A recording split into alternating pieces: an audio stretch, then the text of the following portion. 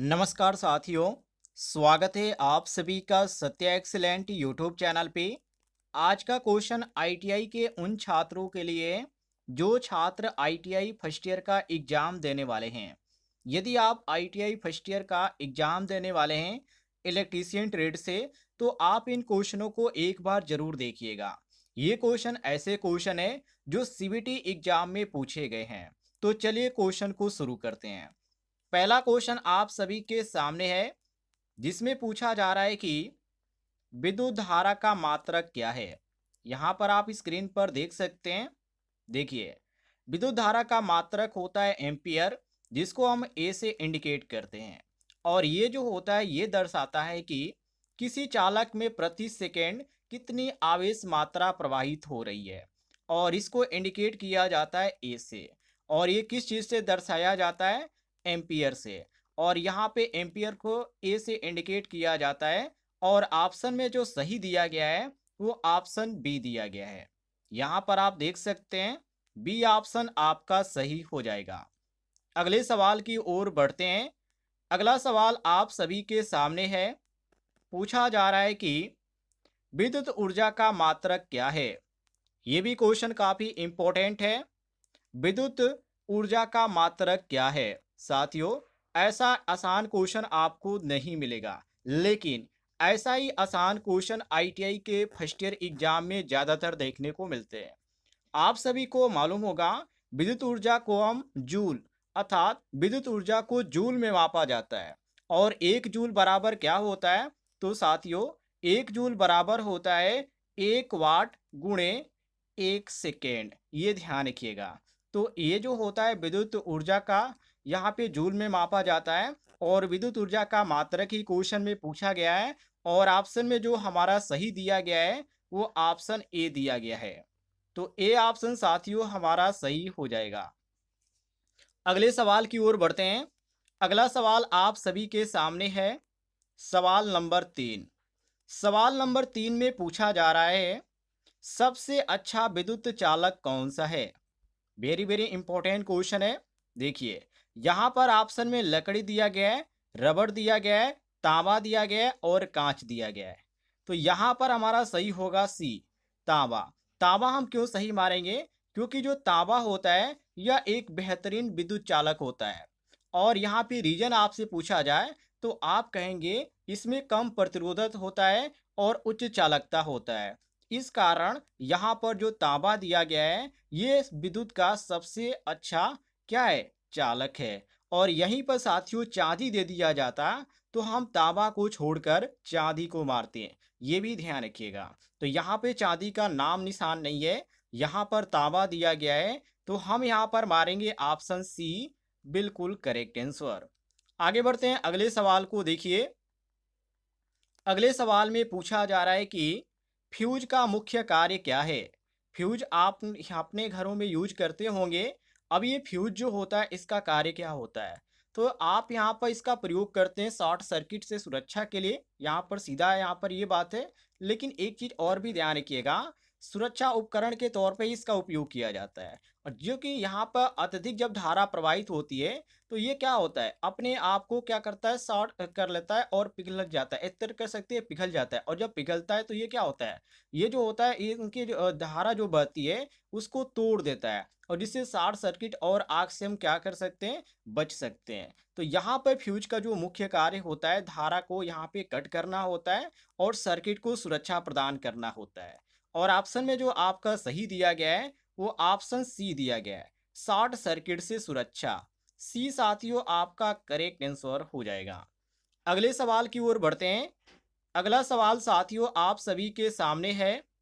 पूछा जा रहा है कि घरों में उपयोग होने वाला सामान्य वोल्टेज कितना होता है। यहाँ पर बहुत सारे ऑप्शन भी दिए गए हैं, जैसे कि 110 वोल्ट, यहाँ पर 220 वोल्ट, सी ऑप्शन 440 वोल्ट और डी ऑप्शन दिया गया 600 वोल्ट। लेकिन साथियों यहाँ पर हमारा जो सही होगा वो केवल 220 वोल्ट सही होगा। क्यों? क्योंकि भारत में घरेलू जो विद्युत आपूर्ति होती है वो 220 वोल्ट एसी पर ही होती है। लेकिन जब आपसे औद्योगिक क्षेत्र में पूछा जाए तो आप कहेंगे औद्योगिक क्षेत्र में ये जो होता है 440 वोल्ट होता है। कितना हो जाता है? 440 वोल्ट हो जाता है। ये ध्यान रखिएगा। जब घरेलू पूछा जाए तो घरेलू में 220 वोल्ट, और जब औद्योगिक क्षेत्र में पूछा जाए तो 440 वोल्ट।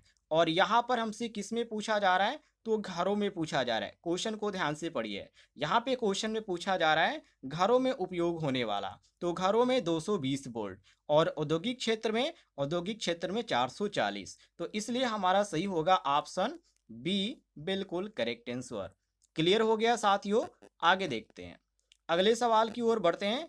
अगला सवाल आप सभी के सामने है, जिसमें पूछा जा रहा है कि मल्टीमीटर का उपयोग किसके लिए किया जाता है?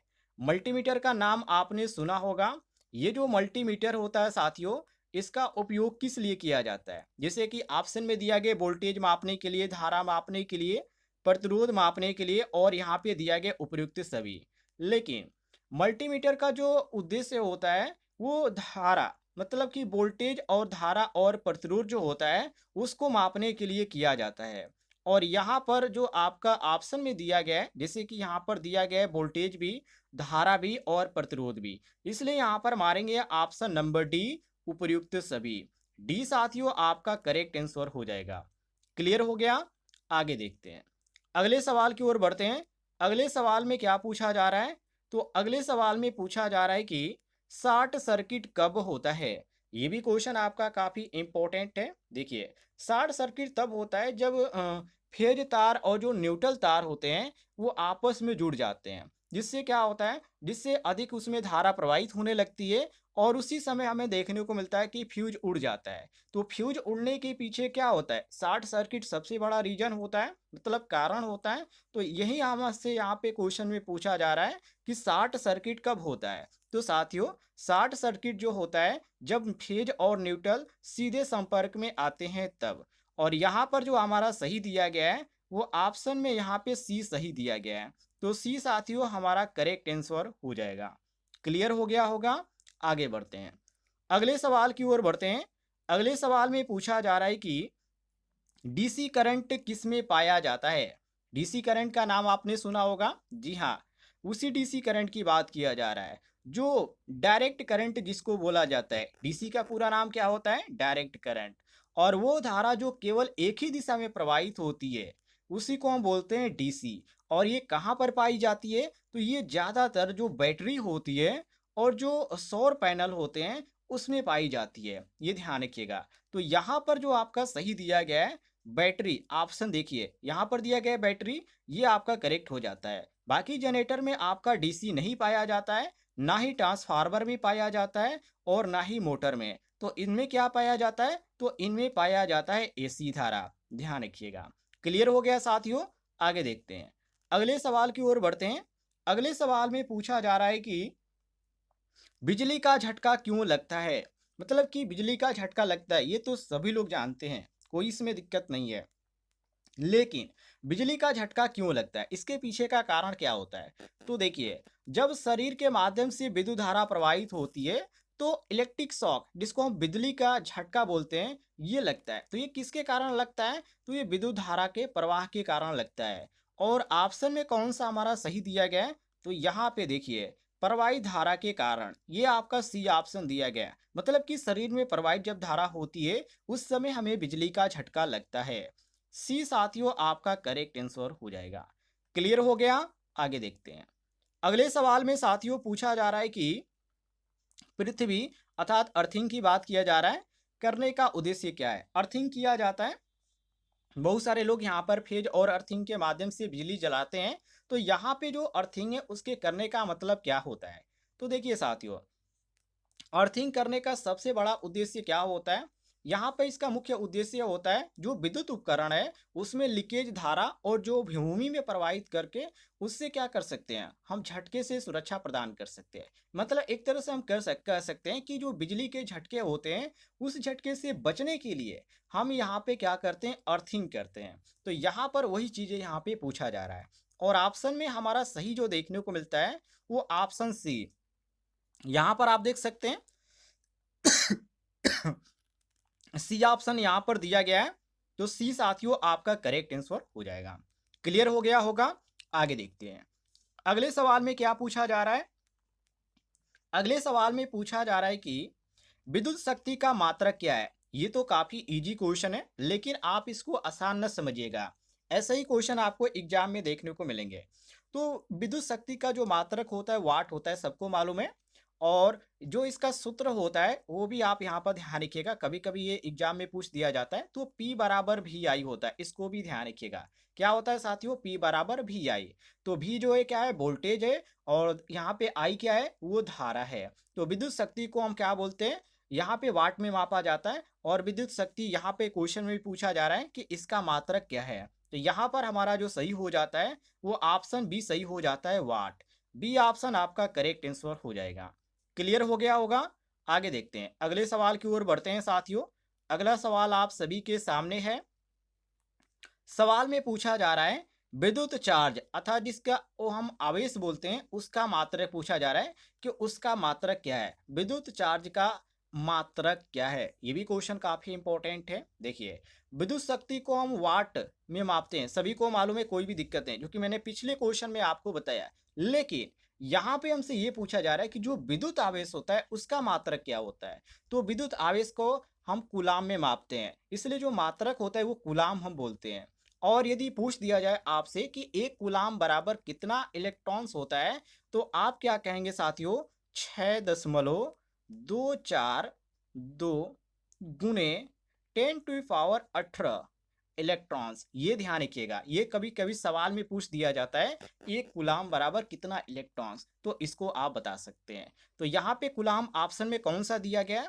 जो कि विद्युत आवेश का मात्रक क्या है? कूलाम है। तो यहाँ पे कूलाम हमारा दिया गया ऑप्शन बी। क्लियर हो गया होगा? आगे देखते हैं, अगले सवाल की ओर बढ़ते हैं साथियों। अगले सवाल में पूछा जा रहा है कि एक यूनिट बिजली कितने जूल के बराबर होती है? ये भी क्वेश्चन आपका काफी इंपॉर्टेंट है। देखिए, जो होता है एक यूनिट बराबर कितना होता है, पहले इसको ध्यान रखिएगा। एक यूनिट हम किसको बोलते हैं? तो एक यूनिट बोलते हैं साथियों 1 किलो वाट आवर। ये आपका हो गया एक यूनिट। तो यहाँ पर 1 किलो यूनिट मतलब कि किलो का मतलब यहाँ पर क्या कहा जा रहा है? यहाँ पर हम कह सकते हैं 1000 वाट। ठीक है। और गुने, अब यहाँ पे 3600 सेकेंड, तो यहाँ पर हम कह देंगे 3600 सेकेंड। तो 1000 वाट गुणे 3600 सेकेंड करेंगे तो 3.6 गुणे 10 टू पावर 6 जूल आएगा। और यहाँ पर जो आपका सही दिया गया है, आप ध्यान रखिएगा, यहाँ पर जो आपका सही दिया गया है वो ऑप्शन सी दिया गया है, 3.6 गुणे 10 टू पावर 6 जूल। एक यूनिट बराबर 1000 वाट गुणे 3600 सेकेंड, तो इसको आप निकालेंगे तो ये आपका आ जाएगा 3.6 गुणे 10 टू पावर 6 जूल। ये ध्यान रखिएगा। और इसमें आपका सही दिया गया ऑप्शन सी। क्लियर हो गया साथियों? आगे देखते हैं, अगले सवाल में पूछा जा रहा है कि करंट ट्रांसफार्मर वो शॉर्टकट में जिसको हम सीटी बोलते हैं, और एक आपका पीटी होता है। ठीक है, इसको भी बताएंगे। और ये आप सीटी को ध्यान रखिएगा, ये दोनों ट्रांसफार्मर से ज़्यादा क्वेश्चन पूछा जाता है। तो अभी फिलहाल यहाँ पे सीटी पर ध्यान दीजिए। तो करंट ट्रांसफार्मर सीटी का पूरा नाम होता है। और इससे क्वेश्चन ये पूछा जा रहा है कि सीटी का उपयोग क्यों किया जाता है, मतलब करंट ट्रांसफार्मर का उपयोग हम क्यों करते हैं, इसके पीछे का कारण क्या होता है। तो साथियों ध्यान रखिएगा, जो सीटी होता है, जो करंट ट्रांसफार्मर होता है, ये उच्च धारा को कम अनुपात में परिवर्तित कर क्या करता है? मीटर और रिले में प्रयोग करता है। और यहाँ पर हमारा जो सही होता है वो ऑप्शन बी होता है, जो कि करंट मापने के लिए। और ये आपका जो दिया गया ऑप्शन बी करंट मापने के लिए, ये सीटी का उपयोग इसीलिए किया जाता है, करंट मापने के लिए। ध्यान रखिएगा, किस अनुपात में? तो उच्च धारा को कम अनुपात में मापने के लिए। ये आपका बी ऑप्शन करेक्ट आंसर हो जाएगा। क्लियर हो गया साथियों? आगे देखते हैं, अगले सवाल में पूछा जा रहा है कि वोल्ट मीटर को किस में जोड़ा जाता है? श्रेणी क्रम में, या समांतर क्रम में, या ट्रांसफार्मर के साथ, या किसी के साथ नहीं? किसी के साथ तो जोड़ा जाता होगा, ऐसा तो नहीं कि जोड़ा ही नहीं जाता होगा। देखिए, ये जो जोड़ा जाता है साथियों, ये समांतर क्रम में जोड़ा जाता है। वोल्ट मीटर को हमेशा ध्यान रखिएगा, समांतर क्रम में जोड़ा जाता है। और ये जोड़ने के पीछे भी कारण होता है। कारण ये होता है कि जो सर्किट होती है, उस सर्किट के वोल्टेज को सही के माप सके, इसी कारण ये जोड़ा जाता है, मतलब सही तरीके से उसका माप ज्ञात किया जा सके, जिसके कारण ये ऐसा किया जाता है। और ऑप्शन में यहाँ पर आपका बी दिया गया है। वोल्ट मीटर को किस में जोड़ा जाता है? समांतर क्रम में। बी या ऑप्शन साथियों आपका करेक्ट आंसर हो जाएगा। क्लियर हो गया? आगे देखते हैं। अगले सवाल में यहाँ पे पूछा जा रहा है कि इंडक्शन मोटर में कितने प्रकार होते हैं? माने इंडक्शन मोटर में कितने प्रकार होते हैं? एक होते हैं, ये दो होते हैं या तीन होते हैं? तो देखिए इंडक्शन मोटर यदि बात करें कि ये कितने प्रकार के होते हैं, तो इनके जो प्रकार होते हैं साथियों टोटल यदि बात किया जाए तो इसमें आपके दो देखने को मिलते हैं। एक होता है सिंगल फेज इंडक्शन मोटर और यहाँ पे दूसरा जो होता है उसको बोला जाता है थ्री फेज इंडक्शन मोटर। ध्यान रखिएगा, मतलब कि सिंगल फेज और थ्री फेज होता है, ये ध्यान रखिएगा। और इसमें यही पूछा जा रहा है, थोड़ा सा यहाँ पे क्वेश्चन लिखने में दिक्कत होगी। है इंडक्शन मोटर कितने प्रकार के होता है ये यहाँ पे लिखना चाहिए, यहाँ पे में लिखा गया है। तो यहाँ पे ध्यान रखिएगा ये दो प्रकार के होते हैं। क्लियर हो गया होगा? आगे देखते हैं। अगले सवाल में साथियों क्या पूछा जा रहा है? तो अगले सवाल में यहाँ पे पूछा जा रहा है किस यंत्र से एसी को डीसी में बदला जाता है? मतलब ट्रांसफार्मर से बदला जाता है या रेक्टिफायर से बदला जाता है या इंडक्टर से बदला जाता है या कैपेसिटर से बदला जाता है? तो देखिए साथियों रेक्टिफायर का नाम आपने सुना होगा। जो रेक्टिफायर होता है ये क्या होता है? एक इलेक्ट्रॉनिक डिवाइस होता है और इससे क्या किया जाता है, जो एसी होता है जिसको हम अल्टरनेटिव करंट बोलते हैं, ये अल्टरनेटिव करंट को ही हम डीसी मतलब कि डीसी में बदला जाता है। किसके द्वारा? रेक्टिफायर के द्वारा। और रेक्टिफायर जो आपका ऑप्शन में दिया गया है वो ऑप्शन में यहाँ पे बी ऑप्शन दिया गया है। क्लियर हो गया होगा? कोई भी कंफ्यूजन नहीं होना चाहिए। आगे बढ़ते हैं, अगले सवाल को देखिए। अगले सवाल में साथियों यहाँ पे पूछा जा रहा है कि घरेलू वायरिंग में आमतौर पर कौन सा तार रंग अर्थिंग के लिए प्रयोग किया जाता है? लाल कलर का या काला या हरा या नीला? यदि अर्थिंग की बात किया जाए, देखिए यदि अर्थिंग की बात करें साथियों तो अर्थिंग में आप देखेंगे तो उस समय हमें हरा ही देखने को मिलेगा। और यहाँ पे पीला का भी प्रयोग किया जाता है, हरा या पीला। मतलब कि अर्थिंग के उपयोग के लिए हम हरा वायर का प्रयोग कर सकते हैं, जो कि इंसुलेशन के ऊपर आप देखेंगे तो उस पर कलर किया जाता है, तो उसकी बात किया जा रहा है। और जब यहाँ पे फेज की बात किया जाता है तो उस समय लाल का प्रयोग किया जाता है। और जब न्यूट्रल के यहाँ पे प्रयोग किया जाता है न्यूट्रल वायर का, तो वो काला तार होता है। तो इस तरह आप सभी को ध्यान रखिएगा। यहाँ पे जब बात किया जाए अर्थिंग का तो उस समय हम हरा या पीला का प्रयोग कर सकते हैं, लेकिन फेज के रूप में हम लाल का प्रयोग करेंगे। और न्यूट्रल की बात किया जाए तो हम काला का प्रयोग करेंगे। और क्वेश्चन में हमसे कौन से पूछा जा रहा है? तो क्वेश्चन में देखिए हमसे पूछा जा रहा है घरेलू वायरिंग में अर्थिंग का रंग। तो अर्थिंग के तार का जो रंग होगा वो किस कलर का होगा साथियों? तो ये जो होगा किस कलर का? हरा रंग होगा। ये आपका सी ऑप्शन करेक्ट आंसर हो जाएगा। आगे देखते हैं अगले सवाल को। देखिए अगले सवाल में पूछा जा रहा है ट्रांसफार्मर किस सिद्धांत पे कार्य करता है? ये तो काफी इजी हो गया, लेकिन जिनको मालूम नहीं है वो लोग वीडियो को ध्यान से देखिएगा। जो ट्रांसफार्मर होता है वो विद्युत चुम्बकीय प्रेरण के मतलब कि इलेक्ट्रोमैग्नेटिक इंडक्शन के सिद्धांत पे कार्य करता है। और ये जो होता है ये किसके लिए होता है? ये एसी वोल्टेज को बढ़ा या घटा सकता है, इसके लिए होता है, ये भी ध्यान रखिएगा। और ट्रांसफार्मर की बात किया गया कि सिद्धांत पे कार्य करता है, किस सिद्धांत पे? तो ये जो काम करता है साथियों ऑप्शन भी आप देख सकते हैं, यहाँ पे भी दिया गया विद्युत चुम्बकीय प्रेरण, अर्थात बी ऑप्शन आपका सही हो जाता है। क्लियर हो गया होगा? आगे देखते हैं। अगले सवाल में यहाँ पे पूछा जा रहा है क्वेश्चन यहाँ पे 20 है, जिसमें पूछा जा रहा है कि मोटर स्टार्ट करने के लिए स्टार्टर क्यों आवश्यक है? मतलब कि मोटर स्टार्ट करने के लिए स्टार्टर यहाँ पे जरूरत है, लेकिन यहाँ पे इसका उपयोग क्यों किया जाता है, इसके पीछे का कारण क्या होता है? तो देखिए मोटर स्टार्ट होने पर जो होता है वो अत्यधिक करंट खींचता है, मतलब कि ज़्यादा उस समय करंट की ज़रूरत होती है, इसलिए हम इसमें प्रयोग करते हैं स्टार्टर का। और स्टार्टर प्रयोग इसलिए किया जाता है कि जो धारा होता है उसको नियंत्रित करे, और यहाँ पे धारा जो नियंत्रित करे उसके अपने अनुसार जितनी यहाँ पे ज़रूरत है उसको यहाँ पे आवश्यकता है वो दे सके, इसलिए यहाँ पे स्टार्टर का प्रयोग किया जाता है। तो यहाँ पे बहुत सारे ऑप्शन दिए गए आपको कंफ्यूज करने के लिए, जैसे कि गति बढ़ाने के लिए, धारा को सीमित करने के लिए, तापमान नियंत्रित करने के लिए और यहाँ पे चुंबकीय क्षेत्र बनाने के लिए। लेकिन सब कुछ यहाँ पे गलत है। ये सब में आपका जो सही हो जाएगा केवल बी सही हो जाएगा, यहाँ पे धारा को सीमित करने के लिए। ये आपका बी ऑप्शन करेक्ट आंसर हो जाएगा। यदि आप चाहते हैं अगली वीडियो में 40 क्वेश्चन आए तो कमेंट में जरूर बताइएगा, क्योंकि इस वीडियो में मैंने यहाँ पे 20 क्वेश्चन ही कवर किए हैं जो कि परीक्षा के लिए काफ़ी इंपॉर्टेंट है।